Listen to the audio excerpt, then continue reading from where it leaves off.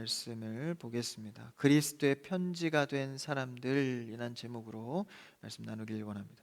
오늘 말씀은 굉장히 좀 사적인 내용을 담고 있습니다. 빌립보서 2장의 전반부가 기독교 교리의 정수인 이 기독론, 예수 그리스도의 어떠하심에 대해서 다루었습니다. 예수 그리스도의 비하, 낮아지심, 그리고 높이심에서 우리가 예수 그리스도의 기독론을 보았는데, 이 기독론을 통해서 우리는 정확한 신앙을 바로 세울 수가 있습니다. 그런데 이제 이 말씀을 넘어서 오늘 갑자기 분위기가 완전히 달라지면서 개인적인 이야기를 담고 있습니다. 이 개인적인 사연은 얼핏 보면 그냥 평범한 안부 인사와 정황을 소개하는 것 같지만, 이 안에서는 교회의 어떤 원리와 우리가 봉사하고 섬기는 이 사역에 대한 가치관을 잘 담고 있습니다. 우리가 성도로서 어떤 가치관과 또 교회 생활을 어떻게 영위해 가야 되는지를 말씀을 통해 나누기를 원합니다. 사도 바울의 사역의 어떤 사적인 부분을 통해서 우리의 삶을 비춰보는 것이죠. 한번 그 말씀을 읽어볼까요? 오늘 이제 그 강해식으로 한 절 한 절 떼기에는 좀 시간이 부족해서 전반적으로 좀 다루어 가겠습니다. 한번 첫 절만 읽어볼까요? 19절입니다. 시작. 내가 디모데를 속히 너희에게 보내기를 주 안에서 바람은 너희의 사정을 알므로 안위를 받으려 함이니. 이제 빌립보 교회를 향해서 사도 바울이 디모데와 그리고 같이 있던 에바브라 디도를 다시 돌려보내려는 계획을 설명하고 있습니다. 그런데 지금 이 사도 바울은 구금돼 있는 상태죠. 로마 감옥에 갇혀 있는 상황입니다. 근데 그런 상황에서 이제 빌립보에서 디모데와 그리고 에바브로 디도가 이제 이 사도 바울을 돕기 위해서, 갇혀 있는 이 사도 바울 시중을 들기 위해서 섬기는 자로서 이렇게 왔었습니다. 그런데 오늘 말씀에서 다시 보내려고 하는 장면인 것이죠. 이렇게 빌립보 교회에서 로마까지 왔다 갔다 하는 장면인데, 사실 이 거리는 굉장히 먼 거리입니다. 800마일이 넘는, 그러니까 오늘날로 치면 1300km가 넘는 이런 거리입니다. 당시 교통을 생각하더라도 좋기 편도만 해도 이제 2달간은 걸리는 그런 먼 거리입니다. 이 거리를 빌립보 교회에서 그 아들격인 사도 바울의 아들격인 디모데와 에바브라 디도가 이제 로마에 보내졌었습니다. 그래서 같이 구금된 바울을 위해서 같이 이렇게 유하고 있었는데, 감옥에 갇힌 자를 당시에 돕고 섬기고 이렇게 가까이 온다라는 것은 당시에 굉장히 좀 위험한 이 상황입니다. 왜냐하면 이 감옥에 있는 사람에게 같이 가서 시중을 든다는 것은 그와 같은 격으로 취급을 받을 수 있었기 때문에 그런 죄의 어떤 모습을 감수하고 갔던 것이죠. 그렇게 보내져 있던 상황에 어떠한 사정으로 에바브라 디도와 그리고 디모데가 다시 빌립보로 보내려는 이 장면입니다. 그러니까 사도 바울과 이 두 사역자의 관계는요, 굉장히 가까운 관계입니다. 친구 이상의 관계죠. 우리가 신앙생활에 복이 있으려면 다른 어떤 복보다 만남의 복이 있어야 합니다. 사역을 하는 저도 이 사역자의 가장 큰 복을 꼽으라고 한다면 바로 만남의 복입니다. 동역자죠. 동역자가 있어야 사역을 할 수 있고 또 하나님이 원하시는 큰 사역을 할 수가 있습니다. 사실 성도들도 복이 있으려면 좋은 신앙의 동지도 그렇지만 좋은 친구, 어딜 가든지 좋은 사람이 있어야 합니다. 여러분 삶의 만남의 복이 끊이지 않기를 축복합니다. 그래서 여러 만남이 있는데 어떤 사역자 혹은 동역자가 좋은 동역자일까? 매일 그냥 조언만 한다고 해서 좋은 동역자는 아닙니다. 여러분, 계속 잔소리만 하는 사람이 좋은 동역자일 수는 없죠. 다각도로 공감하고 같이 거해주고 함께 아파하고 함께 나서주고 여러 가지 다각도의 이런 섬김들이 있겠죠. 그래서 어쨌든 이런 좋은 사역자, 좋은 동역자는 이제 만나는 것을 통해서 가장 신앙의 큰 복을 누릴 수 있다라는 것이죠. 저도 참 부족해서 제 사역에 있어서 제가 혼자 감당할 수 있는 것들이 그렇게 많지는 않습니다. 그래서 뭐 제가 은사를 받고 능력이 있으면 좋은데 뭐 그렇지 못해서 이건 교만이 아니라 진짜입니다. 그래서 하나님께서 또 좋은 사역자도 붙여주시고 또 좋은 이 성도들 또 동역자를 붙여주셔서 그래서 사역을 할 수 있는 것이죠. 그래서 하나님께서 이런 좋은 동역자를 붙여주시는 것은 신앙의 큰 복인 줄 믿습니다. 그래서 여러분들도 이 교회에서 신앙생활할 때 좋은 동역자 만날 수 있도록 기도해야 합니다. 신앙의 친구죠. 그래서 내가 스스로 할 수 없기 때문에 하나님께서 좋은 사람들을 붙여주셔야 되는 것이죠. 여러분들이 가는 직장, 사업장, 어느 곳에서든지 좋은 사람을 만나기를 바랍니다. 그래서 가족 이상으로 이 만남의 복은 참 축복된 것이죠. 평생 함께할 새로운 가족, 배우자죠. 배우자의 복도 하나님 안에서 이제 구해야 합니다. 여러분, 좋은 사람은 이렇게 같이 친해져서 좋아지는 게 아니라요, 만나서 좋을 수가 있습니다. 그래서 여러분들 정말 배우자를 놓고 많이 기도하셔야 될 텐데, 하나님이 부어주시는 복, 만남의 복, 배우자의 복이 있기를 축원합니다. 혼자 사실 거예요? 만남의 복, 배우자의 복이 있기를 주님 안에서 축원합니다. 네, 만남의 복 놓고 정말 많이 기도해야 됩니다. 그래서 하나님 편에서 생각하여서 어떤 사람이 좋은 사람일까 많이 고민해야 돼요. 보통 20살 후반, 30살 초반 들어가면서 이 관계와 이 좋은 사람에 대한 고민을 많이 하게 되거든요. 그러면서 정말 누가 좋은 사람일까 하는 이 만남의 방법을 생각하게 되는 것이죠. 이 배우자도요, 육신의 정욕을 따라서 취했다가는 큰 코 다칩니다. 그래서 여러분들 후회하지 마시고 더 신중하게, 그렇죠? 정말 아닌 것 같으면 정들었어도 돌아서세요. 결혼이 자꾸 늦어지는데 목사님 어떡하라고, 빨리빨리 만나라 그래야지. 저는 그런 쪽이 아닙니다. 신중하십시오. 늦더라도 신중하시고, 빨리 갔다가 평생 돌아가는 수가 있습니다. 제 말을 신뢰하세요. 신중하십시오. 하나님에서 더 고민하시고 정말 하나님이 주신 사람의 만남의 복이 있기를 바랍니다. 그래서 우리가 이 만남의 복 가운데에 어떤 사람이 정말 이 좋은 사람이고 신앙 안에서 우리가 택해야 될 사람인가? 저는 이제 청년들의 만남의 복을 놓고 많이 기도를 하거든요. 빼놓지 않는 기도가 있어요. 이런 건 적으십시오. 만남의 복 중에 어떤 만남의 복을 위해서 기도할까? 첫 번째, 좋은 선생님을 만나야 됩니다. 멘토죠. 이번 주제가 오리지널 멘토, 예수님에 대한 묵상인데, 여러분 이 땅에 살면서 좋은 선생님 만나는 건 큰 만남의 복입니다.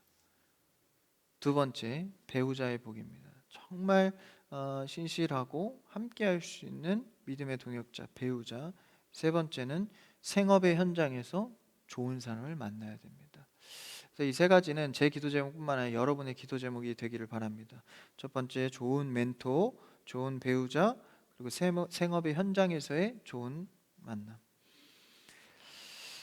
친구, 동역자는 만드는 게 아니라 만남입니다. 평생에 어떤 신앙과 사역을 하든 동역자가 있어야 하는 것이죠. 그래서 여러분, 교회 옮기는 거 우습게 생각하시면 안 됩니다. 여기는 학원도 학교가 아닙니다. 자기 마음에 안 들면 그냥 옮겨버리고 만남의 복을 이제 귀히 여겨야 되는 것이죠. 그래서 교회 옮기는 일이 생기더라도 고심해야 됩니다. 쉽게 주어지는 것이 아니죠. 좋은 사람 만나는 것도, 알아볼 수 있는 것도 귀한 눈이겠죠. 그래서 에바브라 디도가 지금 어떤 병에 걸려 있어요. 병에 걸렸다가 나음을 받았는데 그래서 다시 돌려보내는 상황인 것이죠. 그래서 에바브라 디도, 그리고 이 디모데와 그리고 사도 바울 세 사람의 형편을 지금 빌립보 성도들에게 사도 바울이 말하고 있는 것입니다. 19절을 다시 보시면 19절에 너희에게 이제 보내기로 디모데를 이제 그렇게 정하였다. 근데 어떻게 했죠? 주 안에서 보내기를 바란다, 이렇게 말하고 있습니다. 24절에도 보시면 나도 속히 가게 될 것을 주 안에서 확신하노라. 그러니까 사도 바울이 계속해서 이렇게 사적인 얘기죠. 그러니까 사역자를 너희들에게 다시 보낼 것이다. 이런 것들도 다 어디 안에서입니까? 주 안에서라는 표현을 반복하고 있습니다. 그러니까 이것이 사도 바울이 로마 감옥에 갇혀 있는 상황에서도 갖고 있는 세계관이었습니다. 그러니까 당시 바울은 로마 황제의 이 법정에 안에 서 있는 거죠. 그러니까 이 법의 판결을 기다리고 있는 상황입니다. 그래서 그 재판 결과를 기다리면서 황제의 절대 권력 속에서 당시의 로마 황제는요, 법에서도 자유함을 가져요. 다시 말하면 인간에게 적용되는 것이 법률이잖아요. 근데 로마 황제는 법률에서 자유함을 받습니다. 그러니까 신이라는 거예요. 다시 말하면. 그래서 그러한 신적인 존재로 여겨지는 그 권력에 이제 재판 앞에 서 있는 거예요. 그럼 이제 이렇게 절대적인 어떤 이 재판의 결과를 기다리고 있는 거잖아요. 요새는 이제 대통령도 잘못하면 감옥 가던 시대인데 이때는 황제가 신과 같습니다.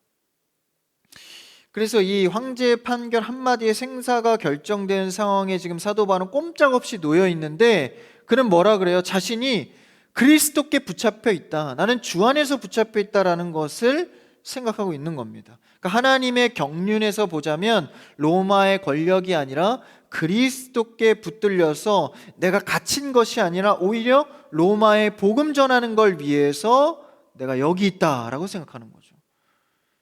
그렇게 상황이 승화된 겁니다. 여러분, 이것은 정신 승리가 아니라요, 무엇이 실제인지를 진리를 깨달은 자의 고백입니다. 여러분, 우리는 현실의 세계를 살아가지만 진짜 현실은 영적인 그리스도께 붙들려 있는 삶이 진짜인 줄 믿습니다. 그러니까 하나님은 이 세상 모든 만물의 주권을 갖고 계시고 그 주권으로 이 세상을 통치하고 계십니다. 그러니까 보이지 않고 잡히지 않는다고 해서 우리가 따르지 않을 때에는 큰 후회를 하는 것이죠. 그래서 예수님도 로마 권력과 힘의 지배 가운데 십자가를 지셨잖아요. 로마 군병들과 채찍질을 당하고 십자가에 오르셔서 힘없이 매달리셨습니다. 그런데 예수님은 천군 천사를 보낼 수 있는 능력이 있으시거든요. 근데 그렇게 하지 않습니다. 왜냐하면 하나님의 주권과 언약을 믿고 그것을 이행하고 계신 것이죠. 그러니까 아버지의 구원의 경륜을 아시고 받아들이시고 기도하셔서 주도권은 이미 그리스도께서 가지시고 걸어가는 겁니다. 세상이 보기엔 어때요? 야, 로마의 권력에 꼼짝없이 끌려가는구나. 근데 여러분, 예수님이 끌려가는 게 아니라 예수님의 발걸음으로 주도해서 가시는 겁니다. 우리를 위해서 말이죠. 우리도 마찬가지입니다. 사도 바울과 같은 갇혀있는 상황 가운데에서도, 높은 벽을 넘을 수 없을 것 같은 막막한 상황 가운데에서도 하나님께서 나를 붙들고 계신다. 그러다 하나님 안에서는, 주 안에서는 갇혀 있어도 이유가 있는 거예요. 바로 사도 바울이 갇혀 있지만 로마의 복음을 위해서, 로마의 교회를 위해서 잡혀 있는 것이죠. 그래서 우리는 늘 주도권은 늘 주 안에 있다는 시각을 가지셔야 합니다. 이해할 수 없는 수많은 험로들, 세상적인 시각이 아니라 하나님의 경륜 속에서 이해될 수 있기를 바랍니다. 그것이 성숙한 그리스도인의 모습이다라는 것이죠. 그래서 우리의 입술도 중요해요. 항상 주 안에서 가능하다. 할렐루야. 주 안에서 가능하다. 옆 사람과 한번 같이 고백해 볼까요? 주 안에서 가능합니다. 이렇게 인사합시다. 주 안에서 가능합니다. 그거 안 돼! 안 돼, 안 돼. 결혼 글렀어. 안 돼, 안 돼. 주 안에서 가능합니다. 가능해요. 만날 수 있어요. 가능합니다. 주 안에 나는 서 있다. 그의 도우심과 주권 가운데 서 있다. 그래서 우리의 고백의 습관은 늘 하나님이 하셨습니다. 하나님이 하셨습니다. 오늘 식사를 대할 수 있고 맛있게 먹을 수 있는 것도 하나님이 하셨습니다. 오늘 내가 교회 발걸음한 것도 하나님이 하셨습니다. 정현 형제 반가워. 내가 너무 행복해. 사실 정현 형제가 와서 하나님이 하셨습니다. 너무 반가워요. 네. 오늘 말씀 안 전에 사실 배불러요. 주 안에서, 이게 우리 성도가 가진 특권의 신비한 고백입니다. 주 안에서. 여러분, 우리는 주 안에서 살아갑니다. 주 안에서 모였습니다. 이 시각을 늘 가져야 하는 것이죠. 디모데를 그렇게 보내면서 디모데와 같이 여러분의 형편을 생각해 주는 사람이 없습니다. 이런 고백을 합니다. 20절 한번 읽어볼까요? 20절 오늘 본문. 네, 띄워주세요. 시작. 이는 뜻을 같이하여 너희 사정을 진실이 생각할 자가 이밖에 내게 없음이라. 주 안에서의 신뢰와 동역 가운데 굉장히 두터운 관계를 보여주는 것이죠. 사도 바울이 디모데를 그렇게 소개하고 있습니다. 그래서 사도 바울은 자신의 영적 아들인 디모데를 빌립보 교회에 추천하면서 그가 뜻을 같이 하는 자다라고 소개합니다. 여기서 뜻을 같이 한다는 것은 단순히 그냥 성격이 맞거나 인간적 의리가 좋다는 뜻이 아닙니다. 여기서 뜻을 같이 한다는 것은 사도 바울을 붙들고 있는 그분 예수 그리스도, 그러니까 복음의 마음에 이 지향점이 같다라는 것입니다. 여러분, 우리의 지향점은 그리스도의 마음에 있어야 하는 줄 믿습니다. 각자의 사정으로 모였지만 결국 그리스도와의 마음과 합하여져야 한다라는 것이죠. 그리스도를 바라고 그분을 따르며 그의 뜻을 이루는 지향점. 처음에는 그렇지 않을 수도 있어요. 그냥 내 기도 제목을 위해서, 내 앞길을 위해서, 내 가정 위해서, 잘 되기 위해서 발걸음할지 모르지만 결국 우리는 하나 되어져 가야 합니다. 어떻게요? 뜻을 같이하여. 교회는요, 조직이 아닙니다. 교회는 조직이 아니고 유기체입니다. 유기체라는 것은 한 생명 안에 움직여지는 거예요. 유기체가 나눠질 수는 없거든요. 교회가 조직이 되어서 그냥 여러 가지 각자 일을 하는 것이 아니라 유기체로서, 이 조직은 뭡니까? 이익이나 이제 구조에 의해 움직이잖아요. 그런데 유기체는 생명의 지향점이 있다라는 거예요. 그래서 어떻게 표현하죠? 교회에 예수 그리스도는 뭐가 되시죠? 머리가 되신다. 생명체로 표현을 하잖아요. 그러니까 우리는 머리 대신 그리스도께 하나 되어서, 여러분, 머리가 시키는 대로 온몸이 움직이지 않으면 장애를 겪습니다. 그러니까 그 지향점인 예수 그리스도 머리 대신, 그래서 20절에 뜻을 같이 하였다. 그래서 사역자 개인에게 집중된 것이 아니라, 리더들이 권력을 지는 교회가 아니라 목회자나 성도나 모두가 교회의 머리 대신 그리스도를 바라볼 때 진정한 동역이 시작되는 것이죠. 함께 한다고 다 동역이 아닙니다. 같이 한 뜻이 되는 것. 물론 동역의 차원에, 사랑하고 동역하는 차원에서 존경하고 또 사역자를 또 존중하고 이런 것들은 필요하죠. 왜냐하면 특수 보직이잖아요. 그러니까 삶 자체를 이것에만 집중해서 드리니까 사역자들 보면 여러분 긍휼히 여기십시오. 불쌍히 여기고. 그래서 인생을 그냥 그렇게 두고 작정하고 그냥 주의 사람들 섬기고 교회 섬기잖아요. 그러니까 불쌍히 여기고 긍휼한 차원에서의 섬김이지 그 이상도 이하도 아닙니다.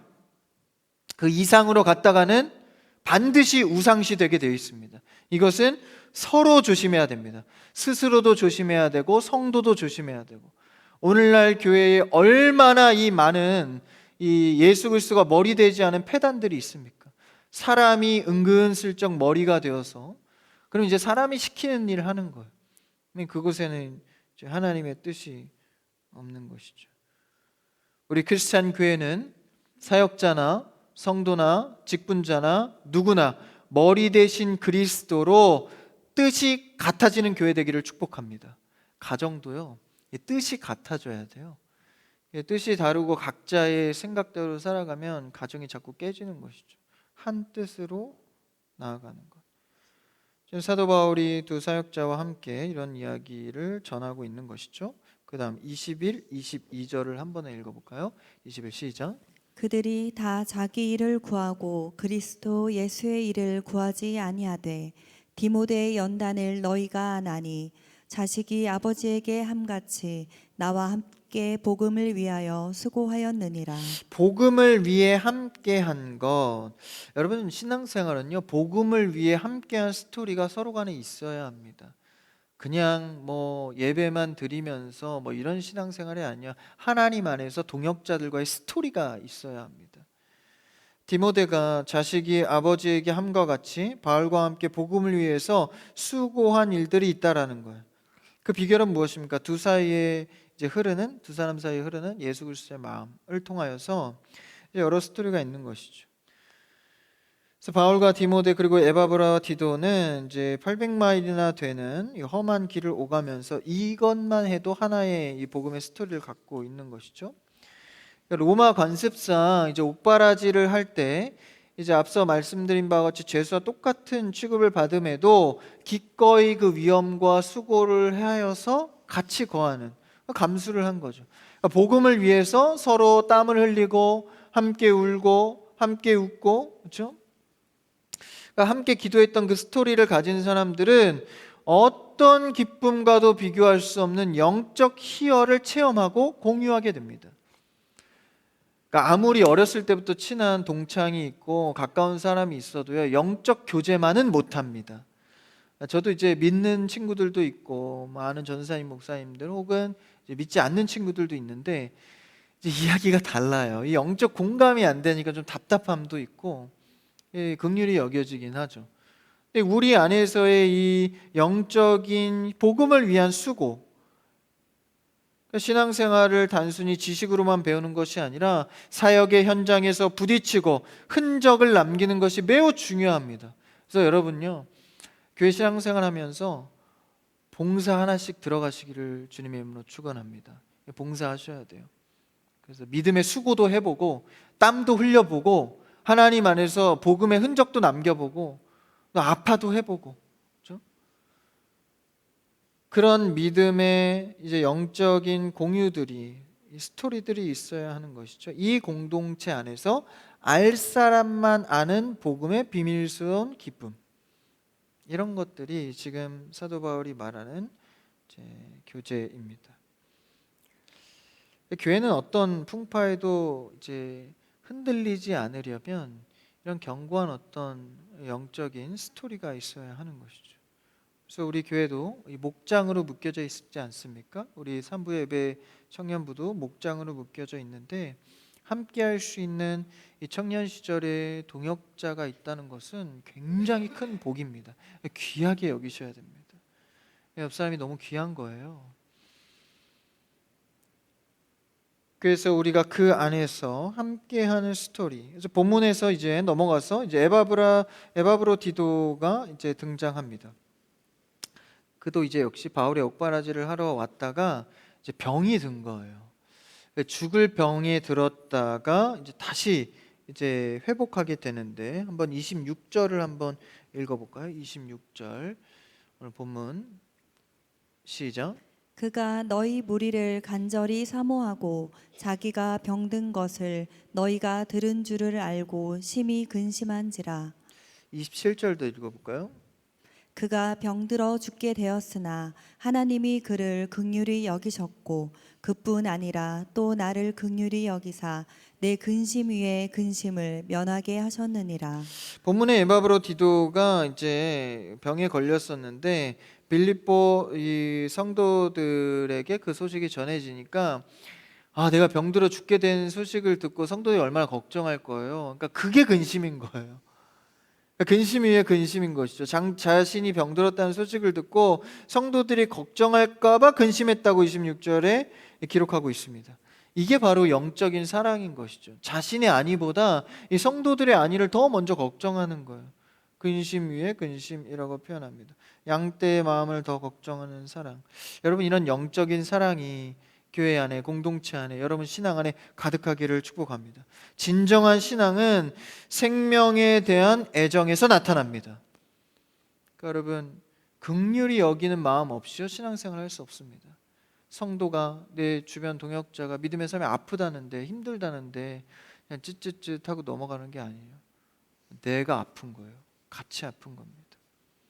그래서 내가 잘된 것보다 성도가 잘된 것이 훨씬 기쁘고, 내가 성도가 아픈 것보다 차라리 내가 아픈 게 낫고. 그래서 우리가 교회 사랑은 영혼 사랑이다라는 거죠. 생명에 대한 애정을 말합니다. 그래서 그것을 전달하고 전달받는 아름다운 그리스도의 편지가 되는 것이죠. 여러분의 삶에 긍휼히 여기는 마음, 애정이 있는 삶을 통하여서 여러분의 삶 자체가 그리스도의 편지가 되기를 축복합니다. 그리스도의 사랑이 전달되는 것. 누가복음 7장에 보면 백부장이 종을 사랑하여서 예수님께 간구하죠.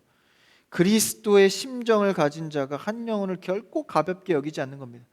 당시의 종이면요, 그냥 물건입니다. 뭐 죽으면 갖다 버리면 그만이야. 아무도 뭐라 하지 않습니다. 근데 그 종을 너무 사랑하여서 예수님께 나와서 고쳐달라고 호소하죠. 그러니까 여러분, 신앙의 실력은요, 영혼을 어떻게 대하느냐에 따라 달려 있습니다. 그러니까 사역자의 실력은 언변이나 말씀 전하는 실력이 아니라 영혼을 어떻게 대하는가. 영혼을 귀하게 여기시는 여러분 되기를 원합니다. 교회가 부흥하는 것은 단순히 덩치가 커지는 것에 목적이 있지 않습니다. 성도의 아픔과 고민을 살피고 돌보는 것. 이 모강적 돌봄이 있어야 생명의 교회인 것이죠. 바울과 에바브로 디도가 보여준 이 절절한 영혼 사랑이 공동체의 기초가 되어야 합니다. 여러분, 바울은 에바브로 디도를 돌려보내면서 이와 같은 자들을 존귀 여기라고 권면합니다. 그리스도의 일을 위해서 자기 목숨을 돌보지 않았던 이들의 헌신을 공동체가 이제 알아줘야 한다는 것이죠. 그러니까 그리스도의 일을 위해 자신의 이 목숨을 아깝게 여기지 않는 것. 여러분, 우리의 신앙의 실력이 날로 영혼을 향해 가기를 바랍니다. 우리 공동체가 앞으로 나아가야 할 길도 이와 같습니다. 목회자, 성도, 간사, 리더 모두가 그리스도를 머리로 모시고 한 마음으로 걷는 순례자가 되기를 바랍니다. 서로의 짐을 대신 지고 복음의 스토리를 함께 써가며 한 영혼을 끝까지 사랑하는 동역의 기쁨을 누리시는 여러분 되시기를 주님의 이름으로 축원합니다.